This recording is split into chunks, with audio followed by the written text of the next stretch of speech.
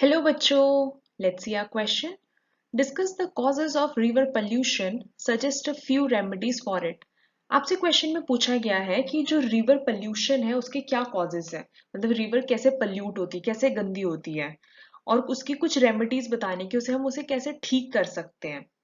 So let's see our answer. Causes of river pollution. सबसे पहले हम डिस्कस करेंगे कि किन वजहों से रिवर पोल्यूट होती है. First, industrial discharge.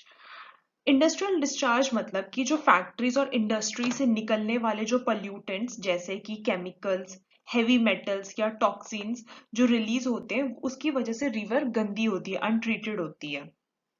Second, agriculture run of. जो एग्रीकल्चर रन ऑफ है जैसे पेस्टिसाइड्स है, फर्टिलाइजर्स है, हेबिसाइड्स है, ये सब एग्रीकल्चर एक्टिविटीज है. जब वॉश होती है तो ये रिवर में जाती हैं और इस वजह से ये वाटर पोल्यूशन फैलाती हैं. Then sewage and water waste. जो हमारा सीवेज ट्रीटमेंट है जो वो डिस्चार्ज होके रिवर्स में जाता है तो उसमें जो ऑर्गेनिक मटेरियल होता है, न्यूट्रिएंट्स होते हैं, पैथोजेंस होते हैं, वो सब वाटर को कंटामिनेट करते हैं, मतलब खराब करते हैं. Then solid waste. Solid waste क्या होता है कि अगर हमारा जो इम्प्रॉपर डिस्पोजल अगर हम सॉलिड वेस्ट का करें जैसे प्लास्टिक या नॉन बायोडिग्रेडेबल मटेरियल्स जो रिवर में जाके रिवर को खराब करते हैं. Then fifth, mining activities. Mining activities बहुत ही ज्यादा हार्मफुल सब्सटेंस होती है जैसे कि जो हैवी मेटल्स होते हैं, सेडिमेंट्स होते हैं. जब रिवर सिस्टम में जब माइनिंग की जाती है तो उस टाइम पे ये जो मेटल्स और सेडिमेंट्स होते हैं ये रिवर सिस्टम को बहुत ज्यादा हार्म करते हैं. Then oil spills.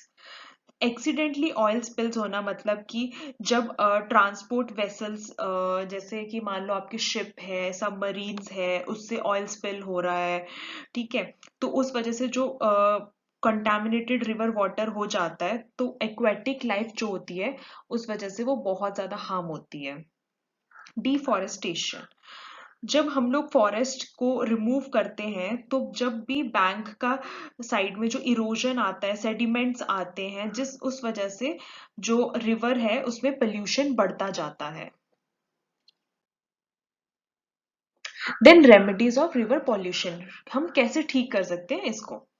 Sewage. First है sewage treatment.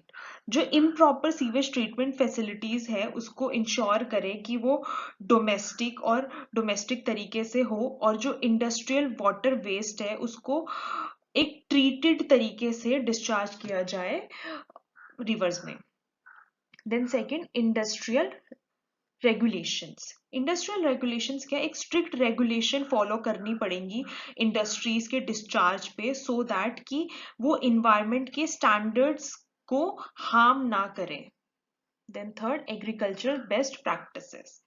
Agriculture best practices की मतलब जो हमारे केमिकल्स हैं उनको हम कम से कम यूज करें और जैसे कि क्रॉप रोटेशन करें या बफर जोन करें रिवर के आसपास.